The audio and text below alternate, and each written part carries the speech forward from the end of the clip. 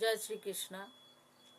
আজ রাধারানী অনেক কষ্ট করে জটিলা কুটিলার গৃহ হতে বেরিয়ে এসেছিলেন যমুনার ঘাটে। কেন এসেছিলেন?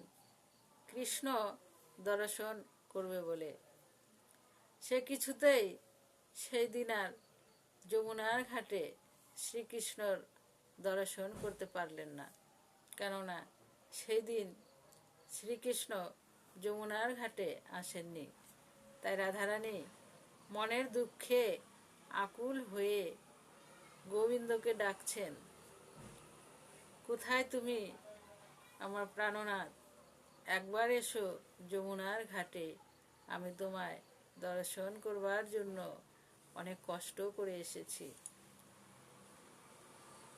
সে যেন রাধারানীর ডাক শুনে আমার গোবিন্দ অনেক দূর থেকে একটি বাণী বলে উঠলেন, রাধে, তুমি আজ দর্শন করতে এসেছ ঠিকই, কিন্তু আমার প্রতি তোমার মন নেই।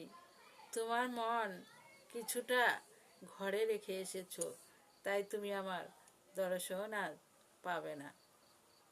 সেই শুনে রাধারানী আমার আকুল হয়ে কাঁদতে লাগলেন আর গোবিন্দকে আকুল প্রাণে ডাকতে লাগলেন, রাধে রাধে।